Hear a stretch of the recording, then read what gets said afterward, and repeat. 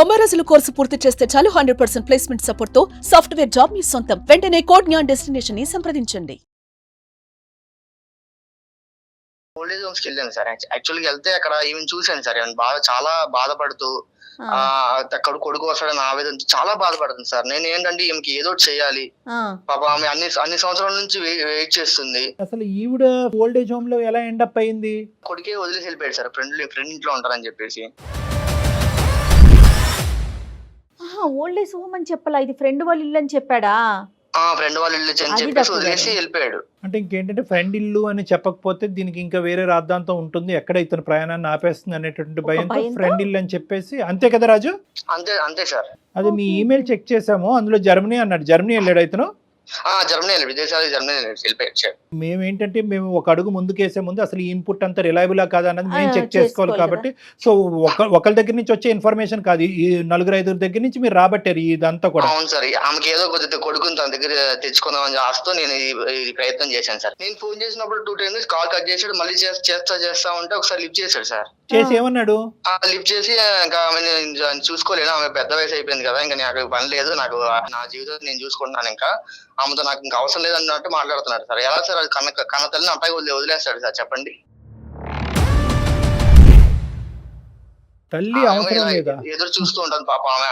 అదే రెక్కలు వచ్చాక ఎగిరిపోయాడు. అసలు ఎవరు తోడలేరు.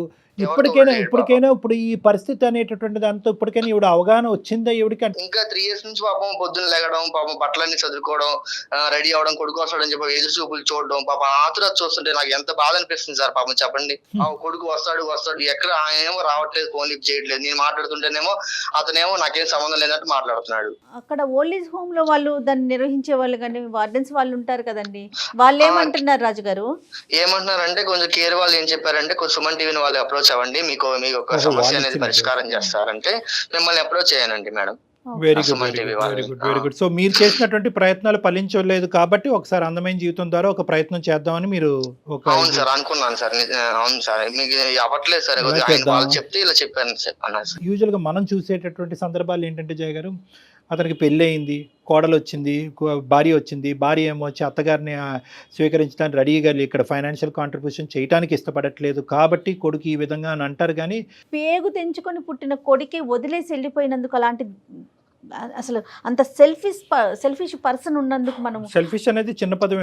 ఎందుకంటే తల్లి ప్రేమ దగ్గర యూజువల్ గా అన్ని చోట్ల సెల్ఫిష్ అనేది చూస్తాం, కానీ తల్లి ప్రేమ దగ్గర చూడకూడదు కూడా. తల్లి అనేటటువంటి మనిషి అవసరమే లేదు నాకు అనేటటువంటి మాట అతను నోట్లోంచి వచ్చిందంటే కనుక సెల్ఫిష్ అనే పదం చిన్నది అయిపోతుంది.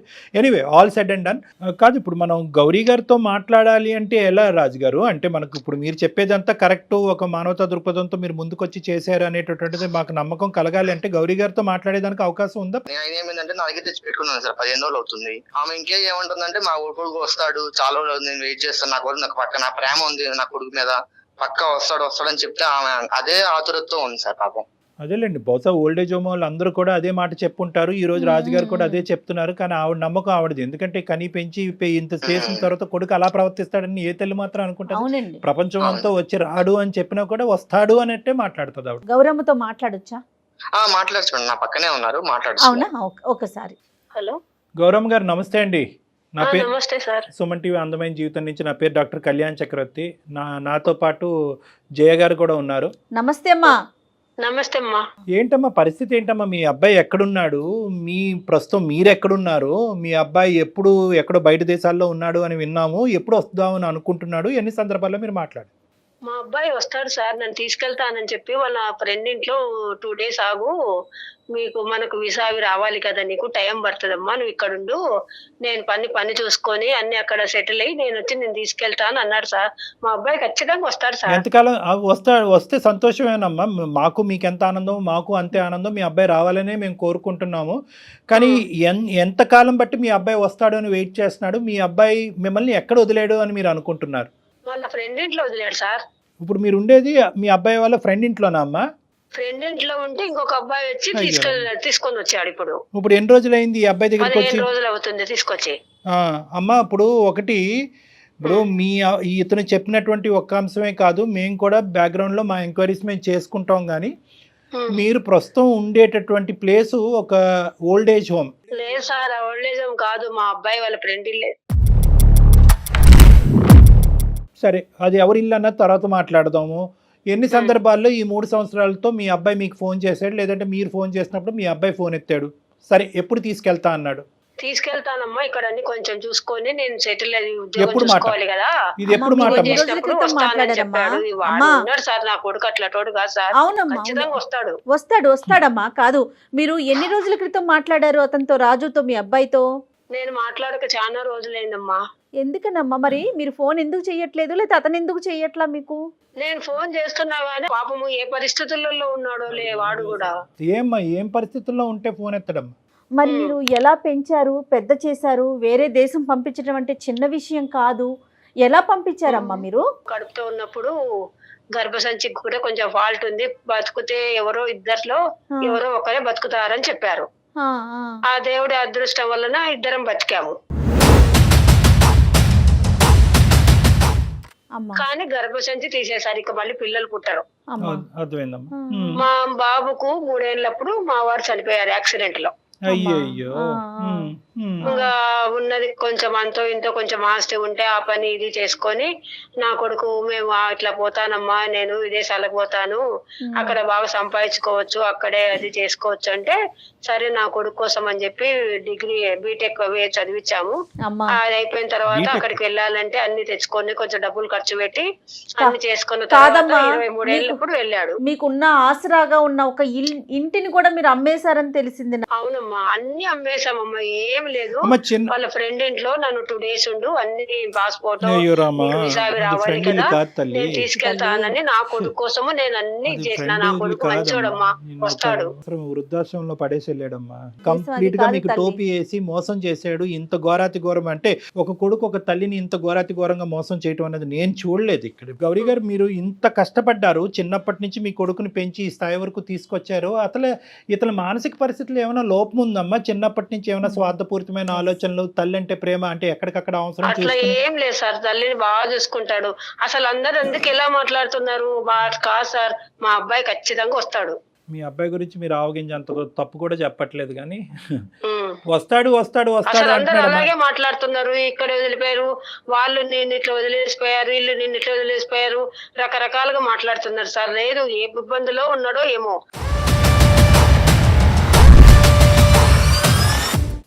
ఇప్పుడు రాజుగారు వచ్చారు. రాజుగారు ఒక 15 రోజుల పాటు మిమ్మల్ని తన ఇంటికి తీసుకెళ్లాడు. అతను కూడా పెద్ద హృదయము, గొప్ప మనిషి అతను.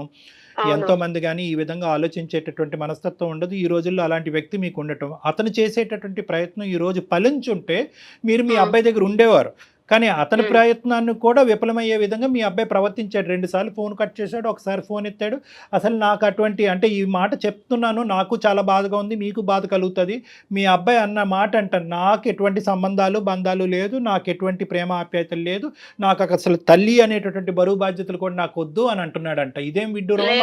లేదు సార్, ఏ ఇబ్బందిలో ఉన్నాడేమో మా అబ్బాయి, వస్తాడు సార్ నా కోసం. పోనీ రాజుగారు నిన్ను తీసుకొచ్చి అక్కడ పెట్టుకున్నాడు, 15 రోజుల పాటు చూసుకుంటున్నాడు. పోనీ మీ దగ్గర ఏమైనా ఆర్థిక పరమైన పరిస్థితులు ఉన్నాయా? ఆ డబ్బులన్నీ లాక్కోవడానికి రాజుగారు ట్రై చేస్తున్నారా? అతను ఏమైనా డబుల్ గేమ్ ఆడుతున్నాడా? పోనీ మీ దగ్గర ఏమైనా ఉన్నాయా? మిమ్మల్ని డైరెక్ట్ గా అడుగుతున్నాను, ఇతను ఏమన్నా మీ దగ్గర నుంచి రాబట్టాలనే ప్రయత్నం ఉందా? రాజుగారు కరెక్ట్ మనిషా కాదా? నా దగ్గర ఏమీ లేదు, మీ దగ్గర చిల్లిగవ్వ కూడా లేదు. మేము చేసేటటువంటి కొన్ని ఎంక్వైరీస్ లో రాజుగారి యొక్క పరిస్థితి కూడా కనుక్కున్నాం. అతను ఇలాంటి సేవా కార్యక్రమాలు, ఒక NGO ఆర్గనైజేషన్ నడుపుకుంటున్నాడు, ఒక సామాజికవేత్త, ఇలాంటి మంచి కార్యక్రమాలు చేసుకుంటూ పోతా ఉంటాడు. అతనికి ఇంకొక ఆలోచన, తెలియదు సార్. మా అబ్బాయి ఫ్రెండే పంపించినాడు, తీసుకొచ్చినాడు అని నేను అనుకుంటున్నాను. అదే, మీరు ఇంకా ఆ లూప్ లోనే కాదుమా. 3 ఏళ్ళు అవుతుంటే గౌరమ్మ, ఒక 5 నిమిషాలు మీతో మాట్లాడటానికి టైం లేదా అతనికి? మీరు ఇబ్బందులలో ఉన్నాడు, 24 గంటలు తల్లితో మాట్లాడటానికి ఒక 5 నిమిషాలు కేటాయించలేడా రోజులో? మాట్లాడతాడు, వస్తాడు, నా కొడుకు నా కోసం ఖచ్చితంగా వస్తాడు. సరే, మీ బలమైన నమ్మకమే ఫలించాలని మేము ఇప్పటికీ కూడా అనుకుంటున్నాం. మా తరపున మేము కూడా ఒక ప్రయత్నం చేసి అసలు అతను ఏమంటాడు అనేది, ఎందుకంటే తల్లిగా మీరు అంత బలంగా మీ అబ్బాయిని ప్రేమిస్తూ అతనే వస్తాడు, కాపాడుతాడు అనేటటువంటి ఆలోచన మేము రివర్స్ చేయాలని అనుకోవట్లేదు. పెంపకంలో మా అబ్బాయిలో అట్లాంటి ఫాల్ట్ ఏమన్నా ఉంటే నాకు తెలిసేది కదా సార్, అలాగా ఎప్పుడు బిహేవ్ చేయలేదు. పాయింట్ అదే మాకు విచిత్రంగా అనిపిస్తుంది. ఎందుకంటే అతని యొక్క స్వార్థపూరితమైనటువంటి ఆలోచనతో డబ్బులు ఇక్కడ తీసేసుకుని విదేశాలు వెళ్ళిపోయి అతని అవసరాలు తీర్చుకునేటటువంటి వ్యక్తిత్వం ఈ 21-22 సంవత్సరాల్లో ఒక అవగింజంతా మీకు కనిపించదు. కనిపించట్లేదు మీకు. సో మీ మనసులో ఉండేటటువంటి, ఒక్క నిమిషం వినండి గౌరవ్ గారు, మీ మనసులో మీ కొడుకు మీద ఉండేటటువంటి ప్రేమ, ఏదైతే అభిప్రాయం ఉందో అది మేము మార్చాలి అని అనుకోవట్లేదు. అసలు అతని మనసులో ఏం దాగి ఉంది అనేది ఒకసారి ఫోన్ అతను డైరెక్ట్గా జర్మనీ అయినా కూడా మేము కనెక్ట్ చేస్తాము. ఈ ఏదైతే సంభాషణ నేను జయ గారు రాజు గారు ఉంటామో ఈ సంభాషణలో మీరు ఉండొద్దమ్మా. అతను వెనక నుంచి ఏం మాటలు మాట్లాడతాడు అనేటటువంటిది మీకు సంబంధం లేదు. మీరు వెనక్కి తప్పుకుంటే నేను రాజు గారు జయ గారు మీ అబ్బాయితో మాట్లాడతాం. మీ అబ్బాయి పేరేంటమ్మా? సతీష్ సార్. రాజు గారు మీరు ఆ నెంబర్ మాకు ఒకసారి మెసేజ్ పంపిస్తారు ఈ నెంబర్కి? తప్పకుండా పంపిస్తాను సార్ మీకు. హలో సతీష్ గారు నమస్తే అండి, నా పేరు జయ అండి. నేను సుమన్ టీవీ అందమైన జీవితం ప్రోగ్రామ్ నుంచి కాల్ చేస్తూ ఉన్నాను. నాతో పాటు డాక్టర్ కళ్యాణ్ చక్రవర్తి గారు కూడా ఉన్నారు. మీతో ఒక చిన్న విషయం మాట్లాడదామని కాల్ చేశామండి. Is it right time? Yeah, ఒక్క నిమిషం అండి, డాక్టర్ గారు మాట్లాడతారు. బాబు సతీష్ నమస్తే నాన్న. నమస్తే సార్. 2 దేశాల మధ్యన యుద్ధం ఎలా అయితే జరుగుతుందో ఆ యుద్ధానికంటే పెద్ద ప్రాబ్లం ఇది. కాసేపు ఓపిక్గా మీరు వినాలి అని మేము ఆశపడుతున్నాము, కోరుకుంటున్నాము. తొందరపడి ఫోన్ కట్ చేయకండి, ఎందుకంటే ఇది ఇంటర్నేషనల్ కాల్. మేము చాలా పెద్ద రెస్పాన్సిబిలిటీ తీసుకుని మీకు చేయటం జరుగుతుంది. మీరు కట్ చేస్తే కనుక మళ్ళీ మీరు అందుబాటులో రాకపోతే కనుక ఇక్కడ ఒక ప్రాణానికి చాలా భయంకరమైనటువంటి అన్యాయం చేసినటువంటి వాళ్ళు మనం అవుతాం అనేది నా అభిప్రాయం. కాబట్టి దయచేసి ఓపిక్గా వినండి, ఆలోచించండి, అడిగే ప్రశ్నలకు కొన్ని సమాధానాలు చెప్పండి. మానవతా దృక్పథంతో ఒక ఆలోచన శైలిని మలుపు తిప్పుకోవాలనుకుంటే మార్చుకునేటటువంటి ప్రయత్నం కూడా చేయండి. మేము మాట్లాడబోయేటటువంటి వ్యక్తి ఎవరో కాదు, మిమ్మల్ని కని పెంచినటువంటి మీ సొంత తల్లి గౌరీ గారి గురించి. నాకు అమ్మ లేదు సార్. అమ్మ లేదా మీకు? లేదు సార్. మరి గౌరీ గారు ఎవరు? మరి మీరు ఎక్కడి నుంచి ఊడిపడ్డారు? కాదు కదా, అసలు గౌరీ గారు ఎవరండి? గౌరీ అమ్మ లేదు అనే దానికి మీరు ప్రశ్న, మీరు ఒక సమాధానం చెప్తే మేము ఒక ప్రశ్న అడుగుతాం. కాబట్టి ప్రశ్న సమాధానం ఈ యాంగిల్ నుంచి మనం వెళ్దాం, తప్పులేదు. మీకు అమ్మ లేకపోతే కనుక అది ఒక అంశం. కానీ గౌరీ గారు ఎవరు?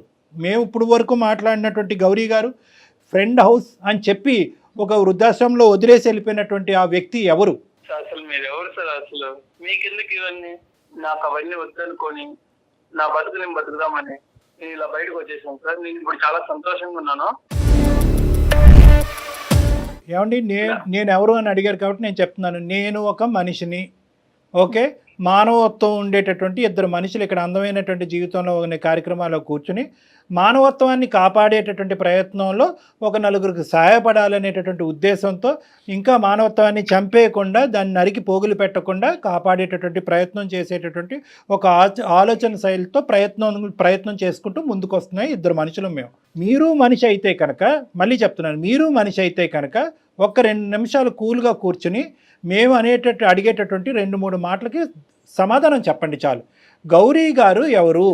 మీరు ఎవరైనా వాట్ ఎవర్, అదంతా నేను నా సంతోషం కోసం, నా బతుకు కోసం ఓల్డేజ్ హోమ్ లో చేయడం జరిగింది. ఆవిడ బయటకు వచ్చాను, నా కష్టాలు నేను పడుతున్నాను, నా బతికేదో బతుకున్నాను. మంచిదే, అమ్మ లేదనుకున్నాను. మీ బ్రతుకు మిమ్మల్ని బతకద్దని ఎవ్వడూ అనలేదు, మీ భవిష్యత్తును చూడొద్దని ఎవరు అనలేదు, మీ సుఖాలు మిమ్మల్ని అనుభవించొద్దని ఎవరు అనలేదు. వినండి, ఒక్క నిమిషం, ఇవన్నీ అనుభవించండి, ఈ సుఖాలన్నీ మీ భవిష్యత్తును నిలబెట్టుకోండి, 1కి 100 కోట్లు సంపాదించండి, దాని గురించి మేము అనట్లేదు. మీ తల్లి మీకు చేసిన అన్యాయం ఏంటి, పాపం ఏంటి? తల్లి నీకు ఏ విధంగా భారమైంది? సార్ నాకు వద్దు సార్ ఈ తలనొప్పులు, ఈ బాధ్యతలు. గడుగుడ్డు వద్దు కాదు, జర్మనీ వెళ్ళక ముందు వదిలేకపోయావా మీ తల్లిని? వద్దేంటయ్యా, వద్దు, నీ ఇష్టం ఏంటి? అసలు బంధాలను వద్దంట కాదు కళ్యాణ్ గారు, అసలు ఆవిడే లేకపోతే తను ఎక్కడి నుంచి వచ్చాడండి? ఈ రోజు జర్మనీలో కూర్చొని ఎలా మాట్లాడగలుగుతున్నాడు? ఏ వయసు అప్పుడు మీ నాన్నగారు చనిపోయారు? ఏం మాట్లాడుతున్నారు మీరు సతీష్ గారు? నా చిన్నప్పుడే చనిపోయారు. చనిపోయిన తర్వాత ఎవరు చూసుకున్నారు? ఎవరు నిన్ను కాపాడారు? ఎవరు చదివించారు? ఎవరు నీకు గోరుముద్దలు తినిపించారు? ఎవరు నీ ఆలన పాలన చూసుకున్నారు? నీకేమైనా డిమెన్షియా, మెమరీ లాసా? అక్కడ ఇండియాకి వచ్చి ఇప్పుడు ఆమెతో ఉండి ఆమె సేవలు చేసుకుంటూ కూర్చోవాలా సార్? అరే రావద్దురా బాబు, నువ్వు ఇండియా రావద్దు. నిన్నెవడు రమ్మని చెప్పాడు? నువ్వు ఇండియా రావద్దు. కానీ ఇక్కడ నీకు ఒక తల్లి అనేటటువంటి ఒక వ్యక్తి ఉంది కదా, ఆవిడ బాగోగులు చూసుకోవాల్సినటువంటి బాధ్యత నీకు ఉంది కదా. ఇంత స్వార్థం నేను ఎక్కడ చూడలేదు నానా. ఆవిడ ఒక ఆలన పాలన చూసుకోవాలా, ఆవిడ తిండి తింటుందా, ఆవిడ ఆరోగ్య పరిస్థితులు ఏంటి, ఆవిడ పరిస్థితి ఏంటో తెలిసే. లైన్లో రాజుగారు ఉన్నారు, అతను చెప్తాడు కావాలంటే ఎంత భయంకరంగా ఉందో ఆవిడ పరిస్థితి. ప్రతిరోజు అంటే నువ్వు వస్తావని చెప్పి విమానంలో ల్యాండ్ అవుతావు, ఆవిడ ఇంటి ముందు ల్యాండ్ అవుతావు అని చెప్పి పెట్టి బేడ సర్దుకుని విమానం ఎక్కించుకుని వెళ్తావని చెప్పి పిచ్చిది వెయిట్ చేస్తుందంట. ఆవిడ మానసిక పరిస్థితి ఎలా ఉందో, నీ తల్లి మానసిక పరిస్థితి నీకు అర్థమవుతుందా? నాకు ఆ బరువు బాధ్యతలు అవన్నీ నాకు వద్దు సార్. నాకు ఆ తలకాయ నొప్పులు వద్దు. నేను ఇక్కడ మంచిగా సెటిల్ అవుదామని వచ్చాను. నేను ఇక్కడే మ్యారేజ్ చేసుకుని, ఇక్కడే అమ్మాయిని మ్యారేజ్ చేసుకుని, గ్రీన్ కార్డ్ తీసుకుని ఇక్కడ హ్యాపీగా ఉంటాను. నాకు ఆవిడ వద్దు సార్. వద్దు అని చెప్పడానికి కారణం ఏంటి సతీష్? నిన్ను తిట్టాలనిపించట్లేదు, కొట్టాలనిపిస్తుంది. నిజంగా నేను ఈరోజు నిజంగా ఎప్పుడు నేను ఈ మాట అనలేదు, కొట్టాలని అనిపిస్తుంది. అసలు అతను ఏం మాట్లాడుతున్నాడు? కాన్షియస్ లో ఉండి అసలు ఉన్నావా? మాట్లాడుతున్నాడా? పోనీ ఒక్క అంశం చెప్పు. మీ తల్లి గారి గురించి మొత్తం 21, 22 నువ్వు బీటెక్ చదివి కంప్లీట్ చేసి ఆమె జర్మనీ ఆవిడ ఆస్తులన్నీ అమ్మేసుకుని ఆ డబ్బులతో అక్కడ పారిపోయావు కదా, అప్పటి వరకు మీ తల్లి నీ జీవితంలో చేసినటువంటి ఒక్క ఆవగింజంత అన్యాయం, కష్టం, నష్టం ఏదన్నా ఉంటే నాకు చెప్పు. ఏం చేశారు సార్? కన్నారు, ఆయన చనిపోయారు. ఎవరు ఆయన? మీ నాన్న? ఆయన అంటే ఆయన ఏంటయ్యా? ఏం మాట్లాడుతున్నావు నువ్వు? వెళ్ళిపోయారు కదా సార్. చనిపోయారు. వెళ్ళిపోయారు సార్. అయితే వదిలేసి వెళ్ళిపోయారు. వెళ్ళిపోయారు. ఆ తర్వాత మీ అమ్మ వెళ్ళి ఇంకో 2 పెళ్లిళ్ళు చేసుకుందా? ఆమె ఏమి వదిలేయలేదు కదా నిన్ను. నా జీవితం గురించి నేనే ఆలోచించుకొని ఆ ఉన్న డబ్బులతో, ఆ ఉన్న ఆస్తితో నేను చదువుకొని వీడేదో సంపాదించినట్టు మాట్లాడుతున్నాడు. అలా కాదయ్యా, మీ అమ్మ పడినటువంటి కష్టం ద్వారా వచ్చినటువంటి పైసాతో నువ్వు చదువుకున్నావు కదా, ఎందుకు నీ బ్యాక్గ్రౌండ్ ఎందుకు మర్చిపోతున్నావు? నీకేమైనా మెంటల్ ప్రాబ్లం ఉందా, డిమెన్షియా ఉందా, మరుపు ఉందా? ఎందుకంటే నార్మల్ స్థాయిలో ఉండేటటువంటి చదువుకున్నటువంటి చదువు అసలు ఆ సందర్భం, తల్లి కొడుకుల ప్రేమకి చదువు అనేటటువంటిది ఆ సందర్భం. కానీ నువ్వు చదువుకున్నావు, ఎంత బాధలు పడుతూ నేను ఈ స్థాయి వరకు తీసుకొచ్చింది. ప్రతి అంశం చూసిన తర్వాత ఇంత నువ్వు కఠినంగా మాట్లాడుతున్నావు అంటే కనుక అసలు నీ మైండ్ ఉందా పోయిందని నాకు డౌట్గా ఉంది. ఆ బంధాలు బంధుత్వాలు నాకు వద్దనుకుని నేను ఒక్కరిగా వచ్చేసాను. ఎందుకు నాన్న? ఇప్పుడు నువ్వు గ్రీన్ కార్డ్ కావాల్సినటువంటి ఒక అమ్మాయిని పెళ్లి చేసుకుని అక్కడే సెటిల్ అవుతాను అంటున్నావు అంటే గ్రీన్ కార్డ్ గురించే చేసుకుంటావా, లేదంటే ఒక బంధం గురించి చేసుకుంటావా? బంధాలు ఈ బంధాలు వద్దు కానీ ఆ బంధాలు కావాలా నీకు? నీకు పెళ్లి కావాలి, భార్య కావాలి, పిల్లలు కావాలి, మరి నీకు తల్లి వద్దా? ఏ విధంగా నీ తల్లి బరువు అయింది? ఏ విధంగా నీ తల్లి నీకు అన్యాయం చేసింది నీ జీవితంలో? ఒక్క మాట నాకు చెప్పినాన్న. నిన్ను తిడితే కనుక ఫోన్ పెట్టేస్తావు అని భయంతో ఇంకా తిట్టలేకపోతున్నాను. నువ్వు తిడితే కనుక నువ్వు ఫోన్ పెట్టేస్తావు. ఫోన్ పెట్టేస్తే కనుక నువ్వు నాకు దొరకవు. నాకు దొరకపోతే ప్రపంచంలో ఎవరికి దొరకవు. ఆవిడ జీవితాంతం అలా పెట్టి సర్దుకుని మేకప్ వేసుకుని ఆవిడ చీర బొట్టు పెట్టుకుని అలా కూర్చుని నువ్వు వస్తావు వెయిట్ చేస్తూ ఆవిడ పిచ్చిదైపోద్ది. కళ్యాణ్ గారు, మీరు ఒక మంచి పని ఏంటో చేశారు చెప్పనండి. ఆవిడ నమ్మ మీరు లైన్లో ఉండమాకండి, అతనితో మేమే మాట్లాడతామని. ఆ తల్లి వినిందంటే గుండె పగిలిపోయేదండి ఈ పాటికి. అతను మాట్లాడే మాటలకి. రాజుగారు, అప్పుడప్పుడు ఇతను మేము మాట్లాడితే ఇతను నమ్మట్లేదు. ఒక్కసారి మీ వర్డ్స్లో ఆవిడ ఎంత భయంకరమైనటువంటి పద్ధతి. ఏమండి ఒక్క నిమిషం సతీష్ గారు, రాజు గారు ఒక ఎన్జిఓ ఆర్గనైజేషన్ నుంచి వచ్చినటువంటి ఒక పెద్ద మనిషి, ఒక మానవతా దృక్పథం ఉండేటటువంటి ఒక సంఘ సేవకుడు. అతను ఏంటంటే ఆ వృద్ధాశ్రమంలో చాలా మందిని చూశాడు. కానీ అందరికంటే భయంకరమైనటువంటి పొజిషన్ ఈవిడ చూసి ఇతను మనసు ఇది బాధ కలిగి అతను ఏం చేశారంటే మీకు ఫోన్ కలిపాడు. మీరు ఏం చేశారు? 2 సార్లు ఫోన్ కట్ చేశారు. యాజ్ యూజువల్ మీకు అలవాటే కదా ఫోన్లు కట్ చేయటం. కట్ చేసి 3వసారి ఎత్తి ఆవిడ నథింగ్ డూయింగ్ అండి అని చెప్పి ఫోన్ మళ్ళీ పెట్టేశారు. ఆవిడ ఎవరో నాకు సంబంధం లేదని పెడతారు. అయినా కానీ ఆ మనిషి అక్కడ వదలలేదు. ఆ మనిషి అక్కడ వదలకుండా ఏం చేశాడంటే కనుక అది మానవత్వం అంటే అండి, అది మనస్తత్వం అంటే, అది ప్రేమ అంటే. ఏ సంబంధం లేకుండా ఒక సంబంధాన్ని క్రియేట్ చేసుకున్నారు. మీరేమో వచ్చి ఉండేటటువంటి ఒక తల్లి కొడుకుల బంధాన్ని కాలకేసి తొక్కేసుకుని ఆయన అప్పుడు పోయాడు కదండి, ఆయన అక్కడ పోయాడు అని చెప్పి చనిపోయినటువంటి మీ తండ్రిని కూడా అవమానించేటటువంటి మానసిక పరిస్థితిలో మీరు ఉన్నారు. ఒక్కసారి అతనితో మాట్లాడండి. మీ అమ్మగారి యొక్క మానసిక, ఇప్పుడు మీ అమ్మగారితో మాట్లాడితే ఎంత విచిత్రమైన పరిస్థితితో తెలుసా? ఏమండి మా అబ్బాయి గురించి అలా మాట్లాడుతున్నారు అందరూ అసహ్యంగా? ఇది తప్పండి. మా అబ్బాయి గురించి ఎవరు అలా మాట్లాడకండి. ఈరోజు కాకపోయినా రేపొద్దున మా అబ్బాయి వచ్చి నన్ను పట్టుకెళ్తాడండి. నేను ఇప్పటికీ కూడా మా అబ్బాయి స్నేహితుడి ఇంట్లో ఉన్నానండి, వృద్ధాశ్రమంలో లేనండి, ఓల్డేజ్ హోమ్లో లేనండి అని చెప్పి ఆవిడ వాదన వినిపిస్తుంది నిన్ను సపోర్ట్ చేసుకుంటూ. ఆవిడ నీ మీద ఉండేటటువంటి ప్రేమ నీకు 1000వ వంతు కూడా లేదు. 1000వ వంతు, 100వ వంతు కూడా, 1000వ వంతు కూడా లేదు. ఏం పుట్టుకయ్యా? ఏం జీవితం ఇది? చదివేసి సుఖాలు అనుభవించి మేడలు కట్టేస్తే సరిపోద్దా? తల్లి ప్రేమను కాలుతో తొక్కేస్తావా? ఒకసారి రాజుగారు మాట్లాడతారు, విను. సతీష్ గారు, ఎందుకండి నాకు ఫోన్ చేసి సార్కి డిస్టర్బ్ చేస్తున్నారు? ఎందుకంటే ఏంటండి పాప ఆమె తల్లి మీ కన్న తల్లే కదా సార్. మీకు ఇప్పుడు ఆమె యొక్క జన్మ ఇచ్చి మీకు అది ఇచ్చి అన్ని పంపిస్తుంటే మీరు ఫోన్ చేస్తుంటే ఫోన్ కట్ చేసుకుంటా పాప ఆమె ఎంత ఆవేదన పడుతుందో తెలుస్తుందా? నాకు ఏం చెప్పొద్దు కదండి. ఆమె బాధ నాకు ఎంత, మా తల్లి అనుకుని మా దగ్గర పెట్టుకొని చూసుకొని పాపం ఆమె సమస్య పరిష్కారం చేద్దామని నేను వచ్చి పాప ఆమె దగ్గర 15 రోజుల దగ్గర నేనే పెట్టుకుని ఫోన్ చేసి కట్ చేస్తారు పాప. ఆమె ఇంకా మీకోసం ఎదురు చూస్తూనే ఉంది సార్. మీరు ఏం సార్ అలా మాట్లాడతారు? మీరు ఆమె పంపిస్తేనే కదా సార్ మీరు వెళ్ళింది అక్కడికి. ఆమె పాపం ఆస్తులన్నీ అమ్ముకొని డబ్బులుంటే మీకు పంపించి అక్కడ ఎందుకు? మీ జీవితం బాగుండాలనే కదా ఆమె ఆశ.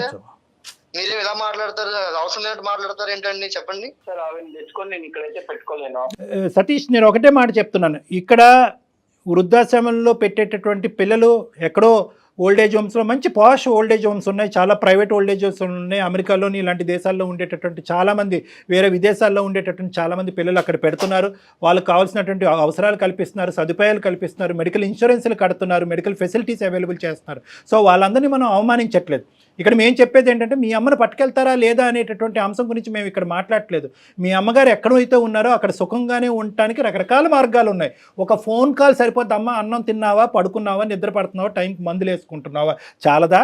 ఇప్పుడు ఏదో నిన్ను తీసుకెళ్ళి నీ భుజస్కంధాల మీద పెట్టుకుని మోయవలసినటువంటి తల్లి ప్రేమ అనేటటువంటిది ఏదో ఉంటుందో, తల్లి కొడుకుల మధ్యన ప్రేమ, అది ఇచ్చి పుచ్చుకోమంటున్నావు. అయ్యా బాబు, నువ్వు ఎక్కడ దొరికావు మాకు? దానికి బరువు ఏంటి? మీ అమ్మ ఏదో ఆటోమేటిక్గా అక్కడి నుంచి వచ్చి ఒక సముద్రంలోంచి వచ్చేసో లేదంటే విమానం నుంచి వచ్చేసో నీ పక్కనకు వచ్చి ఉంటాను అనే అంత ఫీల్ అవుతున్నావు ఏంటి? నువ్వు నాకు అర్థం కావట్లేదు. 3 ఏళ్ళు అయింది కదా, మీకు అమ్మని చూడాలని అనిపించట్లేదా? చూడటం పక్కన పెట్టండి మేడం, ఫోన్ ఎత్తే చాలు. కనీసం మాట్లాడాలని కానీ చూడాలని కానీ. డాక్టర్గా నా దిక్కు తోచినటువంటి పరిస్థితి. ఎందుకంటే నిన్ను తిట్టలేను, కొట్టలేను, ఎందుకంటే ఎదురుగుంటా లేవు, ఎక్కడో దేశాల్లో ఉన్నావు. కొడితే తిట్టే నీకు కోపం వస్తుంది, నువ్వు ఫోన్ కట్ చేస్తావు. ఫోన్ కట్ చేస్తే కనుక ఎవరు బాధితులు? మేం కాదు బాధితులు, ఆవిడ బాధితురాలు. నేను ఇప్పటికీ కూడా ఒకే పాయింట్ నాకు అర్థం, నీ మీద కోపం వస్తుంది. నువ్వు ఎక్కడి నుంచి ఊడిపడ్డావు, నువ్వు ఎవరికన్నారు, తల్లిని అలా మాట్లాడతావేంటి, తండ్రిని అలా మాట్లాడతావేంటి అని ఇలా రకరకాలు అన్నా కూడా ఏదో ఒక కలత నీ మనసు లోపల ఉంది అనేది నాకు అనిపిస్తుంది. ఏం జరుగుతుంది ఇక్కడ సతీష్? నీ మనసు మార్చడానికి నేను ఎటువంటి ప్రయత్నం చేయాలి? జర్మనీ రమ్మంటావా? వస్తా. ఏం సతీష్ చెప్పు నాన్న, ఏంటి అసలు నీ మనసులో ఏంటి? చిన్నప్పటి నుంచి నువ్వు ఎదిగినటువంటి విధానం, పద్ధతులు అవి చెప్పు, ఏమైంది? నాకేం చేయాలో అర్థం కావట్లేదు సార్. చిన్నప్పటి నుంచి అన్ని బాధలు, అన్ని కష్టాలు, ఏం చేయాలన్నా ఎవరు సపోర్ట్ ఉండేటోళ్ళు కాదు. కానీ అమ్మాయి కదా నాన్న నీ గురించి కష్టపడింది, మరి అమ్మనే ఎప్పుడు నో అంటున్నావు ఏంటి? నాకు అర్థం కావట్లేదు ఈ డైలమా. ఆవిడని చూస్తే నాకు బాధ వేస్తుంది సార్. అమ్మని చూస్తే నీకు బాధగా ఉందా? నేను చాలా కష్టాల్లో పుట్టి పెరిగాను సార్ నేను. అవును అవును, అమ్మ నువ్వు ఇద్దరు అన్ని నాకు నేనే చూసుకున్నాను. అమ్మని ఏమన్నా అడిగినా అమ్మ దగ్గర ఏమి ఉండేది కాదు. కాలేజ్ ఫీజు అవి మాత్రం అటు ఇటు అడ్జస్ట్ చేసేది, కానీ చాలా కష్టపడేది సార్. కానీ ఇప్పుడు నువ్వు అంటే నాకు ఇదంతా అర్థం అవుతుందని, కానీ ఇప్పుడు అమ్మ మొహం చూస్తే ఎందుకు నువ్వు అంత ఇది ధిక్కరిస్తున్నావు? ఎందుకు అమ్మ మొహం చూడకూడదు అనుకుంటున్నావు? అమ్మ మాట వినకూడదు అనుకుంటున్నావు? అమ్మ మొహం చూస్తే నేను ఉండలేను సార్. ఆ జ్ఞాపకాలన్నీ మొత్తం నా కళ్ళ ముందే ఉంటాయి సార్. నేను దాన్ని ఏ పని చేయలేకపోతున్నాను అవంటే. అమ్మని చూస్తే అవన్నీ గుర్తొస్తున్నాయి కాబట్టి ఆ పాత జ్ఞాపకాలు మూసేయటానికి ఏకైక మార్గాన్ని నువ్వు ఎంచుకున్న మార్గం ఏంటంటే తల్లే లేదు అని అనుకోవటం, అంతేనా? అంతే సార్. లాస్ట్ కి నేను మొయలేను సార్. నేను బంధువులు మొయలేను. అవల్ ఏం లాజిక్ రా దేవుడా. చిన్నప్పటి నుంచి పడ్డది చాలు సార్. నువ్వు పడిన బాధ గురించి బాధపడ్డారా సతీష్? మీతో పాటు అమ్మ బాధపడలేదా? నాకెందుకు ఈ బాధ్యతని మిమ్మల్ని ఎక్కడైనా వదిలించేసుకున్నారా? కానీ నువ్వు చెప్పే లాజిక్ ఒక్కసారి అది మ్యాచ్ అంటే అతనికి అది లాజికల్ గా అనిపిస్తుంది. అంటే అతను ఏంటంటే నన్ను at the end of the day నువ్వు ఎంత ఏడ్చి ఎంత జుట్టు పీక్కుని బాధ పెట్టుకుని బట్టలు చింపుకుని ఏడ్చినా కూడా at the end of the day మేము దీనికి పెట్టేటటువంటి పదం స్వార్థం. ఆ స్వార్థం అనేటటువంటిది చిన్న పదం అనుకుంటే కనుక ఇంకా పెద్ద పదం వాడండి డాక్టర్ గారు అని ప్రేక్షకుల్లో ఎవరన్నా కోరుకుంటే నేనైతే మాత్రం నీకు నచ్చినా నచ్చకపోయినా దాన్ని రాక్షసత్వం అంటాను. రాక్షసుల యొక్క తల్లిదండ్రులను కూడా వాళ్ళు ప్రేమిస్తారేమో. ఇంత ఘోరంగా ఎవరు మాట్లాడరు నాన్న. నీ లాజిక్ ఏంటంటే సార్ చిన్నప్పటి నుంచి నేను అనుభవించాను, ఆ 20-21 ఇయర్స్ పాటు నాకు కావాల్సినవన్నీ తిన్నాను, నాకు కావాల్సినటువంటి సుఖాలన్నీ అనుభవించాను, నేను ఇవే మాటలు మాట్లాడతాను నాన్న. ఎందుకంటే కనుక మీ అమ్మ కష్టాన్ని నువ్వు ఇక్కడ ఒక రికగ్నైజ్ చేయకుండా మీ అమ్మ పడినటువంటి కష్టాన్ని అంతా కూడా స్వార్థపూరితంగా వాడేసుకుని నీ తిండికి నీ తిప్పలకి అన్నిటికీ వాడేసుకుని, చదువుకు వాడేసుకుని, అమెరికా వెళ్ళటానికి జర్మనీ వెళ్ళటానికి వాడేసుకుని, ఈరోజు నాకు ఆ పీడకలు ఉన్నాయి, ఆ భయంకరమైనటువంటి జ్ఞాపకాలన్నీ ఉన్నాయి, ఈ జ్ఞాపకాలన్నీ కూడా జీవితాంతం నేను స్మరిస్తూ ఉండలేను, మా అమ్మని చూస్తే ఆ జ్ఞాపకాలు ఇంకా ఎక్కువైపోతాయి, కాబట్టి ఈ జ్ఞాపకాలు ఈ మెమరీస్ నా పాస్ట్ చైల్డ్హుడ్ మెమరీస్ నేను ఫేడ్ అవుట్ చేయాలి అంటే మా అమ్మకు ఒక దండం పెడుతున్నానంటే ఇదేం న్యాయం నాన్న? డాక్టర్ గారు అసలు అలా గుర్తొస్తా ఉంటుందండి. అదే అంటున్నాడు అమ్మకి అసలు ఉండదు. అమ్మ బాగుండాలంటే పూజ చేయాలమ్మా, ఆవిడ పాదాబంధనం చేసుకుని పూజ చేయాలి. నువ్వు ఒక డిప్రెషన్ లో ఉన్నావు, నీకంటూ ఒక భయంకరమైనటువంటి ఒక మానసిక వేదన, ఒక డిప్రెషన్ చిన్నప్పటి నుంచి బహుశా ఏంటంటే ఆ బాల్యం పోయిందని అనుకుంటున్నావు. తండ్రి లేక నానా అవస్థలన్నీ నేను పడ్డాను కష్టాలని చెప్పి ఈ రోజు మీ అమ్మగారు గుడ్ బై చెప్తున్నా, కానీ ఒక్కసారి ఆ తల్లి యొక్క వేదన నువ్వు విను. నువ్వు ఇలా మాట్లాడితే కనుక నేను ఈ కుర్చీ నుంచి లేచి వెళ్ళిపోతా. రాజు గారు చెప్పండి సార్. గౌరమ్మ గారికి ఒకసారి ఫోన్ ఇవ్వండి. సతీష్ గౌరమ్మ గారు మాట్లాడుకుంటారు, తల్లి కొడుకులు ఇద్దరు మాట్లాడుకుంటారు. బాబు అమ్మ చెప్పే ఎలా ఉన్నావు? ఎక్కడున్నా ఇన్ని రోజులు అమ్మని గురించి పట్టించుకోకుండా రోజు కళ్ళు కొడుతున్నావురా.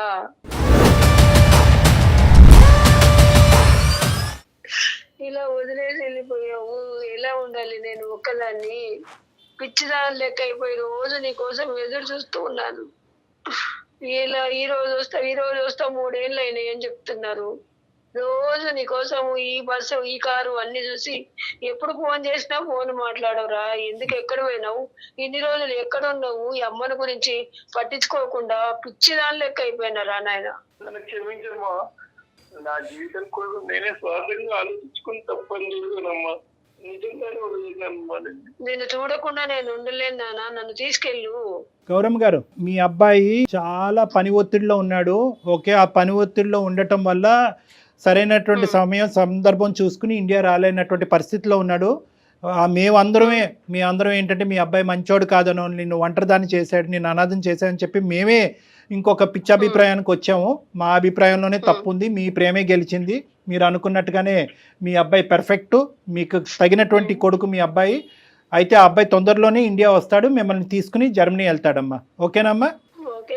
ఓకే. మీరు ఒక్క 2 నిమిషాలు మీరు పక్కకు తప్పుకుని ఒకసారి మన రాజు గారికి ఫోన్ ఇవ్వండి అమ్మా. హలో రాజుగారు, చెప్పండి సార్. ఇప్పుడు మనం మాట్లాడుకునేది మళ్ళీ ఆవిడకి వినిపించకూడదు, ఎందుకంటే ఇది ఓన్లీ ఏంటంటే మన నలుగురు మధ్యనే ఉండాలి ఈ అంశం. ఎందుకంటే ఈ అబ్బాయి ఆలోచన శైలిలో ఇటువంటి యాంగిల్ ఉన్నది అనేది కల్లో కూడా తల్లి వరకు తెలియకూడదు. ఓకేనా?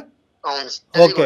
ఎందుకంటే కనుక ఇప్పటికీ కూడా ఆవిడ ఆ భ్రమలో ఉంది అంటే కనుక అదే భ్రమలో ఉండనివ్వండి. ఎందుకంటే ఒక 100 మంది వచ్చి అమ్మ నీ కొడుకు వెళ్ళిపోయాడమ్మా, నిన్ను అనాథం చేశాడమ్మా, ఎప్పటికీ తిరిగి రాడన్నా కూడా ఆవిడ నా కొడుకు ఖచ్చితంగా తిరిగి వస్తాడు, మీరందరే పొరపాటు పడుతున్నారు అనేటటువంటి ఆ తల్లి స్థాయి ప్రేమని మనం ఎప్పటికీ కూడా ఆవిడ జీవిత కాలంలో ఎప్పటికీ కూడా మనం అది డైల్యూట్ చేయకూడదు. సో సతీష్, మీకు నేను కౌన్సిలింగ్ చేసి మీకు ఒక కనువిప్పు కలిగించి ఒక అవగాహన కలిగించేటటువంటి ప్రయత్నం చేసాం. అందులో మేము సక్సెస్ఫుల్ అయ్యామని మేము అనుకుంటున్నాం. కాబట్టి ఇంకొక మినిట్ కూడా నువ్వు అక్కడ ఉండకుండా నువ్వు ఇమీడియట్గా టికెట్ బుక్ చేసుకుని నువ్వు ఇండియా వచ్చి అవకాశం ఉంటే కనుక వీసాకి అప్లై చేసి ఇమీడియట్గా మీ అమ్మగారిని ఆ వృద్ధాశ్రమం నుంచి మీ జర్మనీ ఎక్కడికో తీసుకుని వెళ్ళండి. ఆల్ ద బెస్ట్ నాన్న. చాలా సంతోషం అండి. రాజుగారు, చెప్పండి సార్. మీకు శతకోటి వందనాలు. మామూలుగా కాదండి, శతకోటి వందనాలు. మీలాంటి వాళ్ళు ఇంకా ఈ ప్రపంచంలో ఆవిర్భవించాలి, ఇంకా పుట్టుకు రావాలి, మీలాంటి మనసులు ఇంకా ఉండాలి అనేటటువంటి మంచి ఉద్దేశంతో నేను సెలవు తీసుకుంటున్నాను. Thank you very much. మన ప్రోగ్రామ్ అన్ని దేశాల్లో చూస్తున్నారు కదా మేడం. సో అందరికీ కూడా అన్ని దేశాల్లో ఉండేటటువంటి అందరి ప్రజానికానికి మనం ఒక మంచి మాట చెప్పాలి అనేటటువంటి ఉద్దేశంతో ఈరోజు ఈ ఎపిసోడ్ ఉపయోగపడుతుందని నేను అనుకుంటున్నానమ్మా. పిల్లలందరికీ కూడా. ఎందుకంటే అందరూ అంటూ ఉంటారు, సార్ మా అమ్మ నాన్న అక్కడ ఉండిపోయారు, అరే కోవిడ్ టైంలో మా అమ్మ నాన్నగారు దగ్గర రాలేదు, కొన్ని సందర్భాల్లో తండ్రిని తల్లిని కానీ కోల్పోయి వీసా పర్పస్ సర్వ్ అవ్వట్లేదని చెప్పి రానటువంటి వాళ్ళు ఉంటారు. అందరికీ ఒకటే మాట, మీరు వచ్చినా రాకపోయినా ఇక్కడ ఉండేటటువంటి వ్యక్తుల యొక్క బాగోగులు దగ్గర నుంచి పర్యవేక్షించి చూసుకుంటూ మాట్లాడుతూ వాళ్ళు నెగ్లెక్ట్ చేయకుండా, మీరు దూరంగా ఉన్నా కూడా వాళ్ళంటూ ఉండేటటువంటి వాళ్ళు ప్రతిరోజు మీ కుటుంబంలోనే అక్కడ మీ దేశంలోనే మీ ఇంట్లోనే తిరుగుతున్నట్టుగా మీరు భావిస్తూ వాళ్ళతో ఒక బంధాన్ని కంటిన్యూ చేయటం అనేటటువంటిది చాలా ఇంపార్టెంట్. నెంబర్ 1, ఎన్ని లక్షలు ఎన్ని కోట్లు పెట్టి ఎంత పాష్ వృద్ధాశ్రమంలో మీరు మీ తల్లిదండ్రులు పెట్టినా at the end of the day సంవత్సరానికి ఒకసారి కానీ 2 సార్లు కానీ వాళ్ళ దగ్గరికి రావటం అవకాశం ఉంటే కనుక మీరు వాళ్ళని తీసుకుని వెళ్ళి మీ దగ్గర పెట్టుకోవటం అనేటటువంటిది ఒక సాంప్రదాయం, ఒక బంధుత్వం, ఒక విధమైనటువంటి ఒక ప్రేమ, ఒక ఆప్యాయత. దీన్ని ఎప్పటికీ కూడా మనం నెగ్లెక్ట్ చేయకూడదు. రైట్. ఇవన్నీ లేనప్పుడు ఈ బంధం అనేదే లేనప్పుడు మన కొన్ని కోట్లు సంపాదించుకొని ఏం ఉపయోగం అండి? అంతే కదా కళ్యాణ్. అంతే. ఇప్పుడు ఇదివరకు లాగా కాదు, వీడియో కాల్స్ వచ్చేసినాయి, చక్కగా చూసుకుంటూ మాట్లాడుకోవచ్చు. టెక్నికల్గా మనం చాలా ముందున్నాం కదా. మీరు అన్నట్టు ఒక్క 5 నిమిషాల తల్లిదండ్రులతో ఒక్క 5 నిమిషాలు రోజుకి మాట్లాడగలిగితే బహుశా గౌరమ్మ లాంటి వాళ్ళు ఉండరేమో అని. ఎందుకంటే ఇప్పుడు ఈ కేసులో కూడా చూసారు మేడం, ఆ అబ్బాయి మనసులో కూడా తల్లి అంటే ప్రేమ ఉంది. ప్రేమతో పాటు ఆ చైల్డ్హుడ్ జ్ఞాపకాలకు సంబంధించినటువంటి ఒక భయం కూడా అతను. ఇప్పుడు మాకులాగా వినే వాళ్ళకి ఏమనిపిస్తుంది అంటే చాలా ఫూలిష్గా ఆలోచిస్తున్నాడు, చాలా షెల్ఫిష్గా ఉన్నాడు అనిపిస్తుంది. కానీ ఇప్పుడు మీరు యాజ్ ఎ డాక్టర్గా మీరు చెప్పేది అంటే తనకి ఆ చిన్ననాటి జ్ఞాపకాలు అలా ఉండిపోయినాయి, మళ్ళీ అందులోకి వెళ్ళిపోతానేమో అనేటువంటి ఒక ఫోబియా కూడా ఉంది మేడం. సో దాని గురించి ఆ ఫోబియాని ఫేస్ చేసేదానికంటే ఆ ఫోబియాకి కారణమైనటువంటి అంటే ఆ ఫోబియాకి సంబంధించినటువంటి ఒక జ్ఞాపకం ఎవరంటే తల్లి, కాబట్టి తల్లినే దూరం చేసుకునేటటువంటి. రైట్ కళ్యాణ్ గారు, నమస్తే.